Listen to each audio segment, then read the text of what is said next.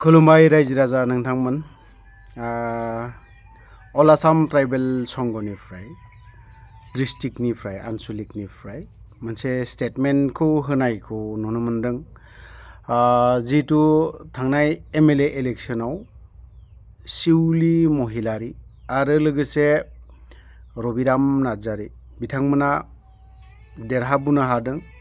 तो बिनि सायावनो माखासे मोनसे दल संगठना मन्त्रि बिबान होनांगौ सानैनि गेजेराव सासे, जिहेतु जौगाथायनि खामानिखौ मावनो थाखाय मन्त्रि बिबान गोनांथि जायो, बेफोरबायदि बाथ्राखौ जों बुंनायखौ नुनो मोनदों। तो नोंथांमोना कमेन्ट सेक्सनाव फोरमायहरनो हागोन मोजां जादोंबा जादों, एज ए ट्राइबेल हिसाबै ट्राइबेल संघ हिसाबै मोजां जादोंबा जादों, जायाखैबा जायाखै, नोंथांमोननि मतामतखौ फोरमायहरनो हागोन खोनासंनानै। तो आं बावहाय जेबो कमेन्ट होनाय नङा। आंनि मथेब्ला मन्त्रिया मोननांगौ, सोरबा सासे नङा सासे, सानैनि गेजेराव सासे। नाथाय मन्त्रि मोनब्लाबो बियो अनलि बिटिसिनिखौल' नायनांगौ नायगोन बे नङा। मन्त्रि जानाय लोगो एज ए स्टेटनि मन्त्रि बियो ना, बे स्टेटनि मन्त्रि हिसाबै बियो नायनांगौ दायित्वआ गिदिर आरो गुवार जायगा होननानै आं सानो। तो नोंथांमोना कमेन्ट सेक्सनाव भिडिअखौ कमप्लिट नायखांनायनि उनाव फोरमायहरबानो जाबाय। गिबियावनो क'क्राझार जिल्ला इउनिट डिस्ट्रिक्ट अल आसाम ट्राइबेल संघ तरफनिफ्राय नोंथांमोननो जोंनि गाहाम हामलायनायखौ जासिहरबाय। दिनै नोंथांमोनखौ बेयाव जों हरखाबै लेंहरनायनि गुबै थांखिखौ जों बेखौनो फोरमायनो सानदों। गाबोन 21 तारिखआव आसाम एसेम्ब्लियाव माखासे एमएलए आरो मन्थ्रिफोरनि शपथ ग्रहण लानाय जागोन।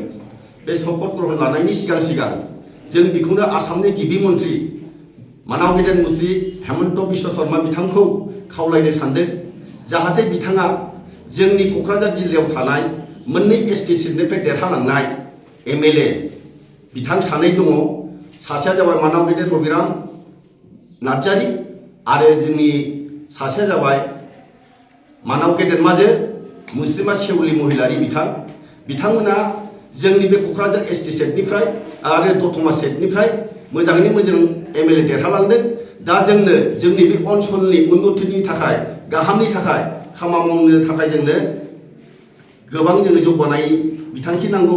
एमएलए थानानै जेबो खामानि मावनो हानाय जानाय नङा बायदि साननानै जोंनि क'क्राझार जिल्ला ट्राइबेल संघनि तरफनिफ्राय जाहाथे बिथांमोना जोंनि बे क'क्राझाराव थानाय सानै एसटि समष्टिनि बिजाथि बिथां रबिराम नार्जारी नङाब्ला मुस्लिमा शिवली महिलारी बिथांखौ जाहाथे मन्त्रिनि बिबान होनानै जाहाथे जोंनि बिटिसिनि गाहाय चिफ हाग्रामा महिलारी बिथाङाबो बे मन्त्रिनि बिबान होनायाव बिथांमोना मदद होयो आरो आसामनि गाहाय मन्त्रि मानाव गेदेर मुस्रि हेमन्त बिश्व शर्मा बिथाङाबो जाहाथे जोंनि बे एसटि सेटनिफ्राय देरहालांनाय जनजाति नायल' मोननैनो जोंहा एसटि समष्टि दङ, बे एसटि समष्टिनिफ्राय जाहाथे मन्त्रिनि बिबान होनानै जाहाथे जोंनि बे ओनसोलनि दावगानायनि खामानि मावनो थाखाय जोङो गुरै खावलायनाय जाबाय।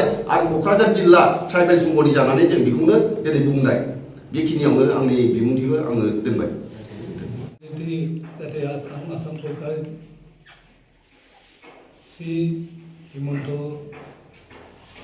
শৰ্মা দেৱে যাতে তেওঁক মন্ত্ৰীত্ব প্ৰদান কৰে, তাৰ কাৰণে আমি ট্ৰাইবেল সংঘ হৈ অনুৰোধ কৰিছোঁ। লগতে আমাৰ পিটিচি চিফ তেওঁকো এই ট্ৰাইবেল সংঘ হৈ আহ্বান কৰিছোঁ যে আমাৰ এতিয়া নতুনকৈ উঠি যোৱা নতুনকৈ এমএলএ গৰাকী আমাৰ বাইদেউ যে মন্ত্ৰীত্ব প্ৰদান কৰাত বাধা নকৰে বা বাধা প্ৰদান নকৰে। যিহেতু আমাৰ এসটি সমষ্টিৰ পৰা দুজনে এমএলএ হৈ গৈছে, যদিও এজনটো আমাৰ ৰবিৰাম ছাৰ হয়। ৰবিৰাম ছাৰে আগতো এমএলএ আছিলে, এতিয়াও এমএলএ আৰু এতিয়াও বিটিচিৰ পৰা ইএম হৈ তেওঁ ভালকৈ তেওঁৰ পদটো চলাই আছে।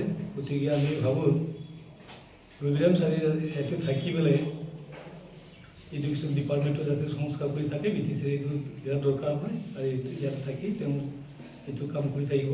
আৰু চুলি বাইদেউ যেন তাত গৈ আমাৰ ক'ক্ৰাঝাৰৰ পৰা মন্ত্ৰীত্ব পাই আমাৰ এই অঞ্চলত ডিষ্ট্ৰিক্টৰ যাতে উন্নতি কৰে, এইটোৰ কাৰণে আমি ট্ৰাইবেল সংঘ হৈ আমি তেওঁ ছাৰক আমি আহ্বান জনাইছোঁ। লগতে আমাৰ সেৱকৰ আহ্বান জনাইছোঁ তেওঁলোকে যাতে আমাৰ বাইদেউ মন্ত্ৰীত্ব প্ৰদান কৰে। মই ডিঙিৰ অলপ অসুবিধা হৈ আছে চৰ্দিৰ কাৰণে মানে মাতটো বহি গৈছে এই নহয় আমি এইটো কাৰণে মাতিছোঁ আৰু আমি ভালকৈ বড়ো ভাষাত ক'বলৈ আমাৰ ভাইচ প্ৰেচিডেণ্টক অনুৰোধ কৰিছোঁ।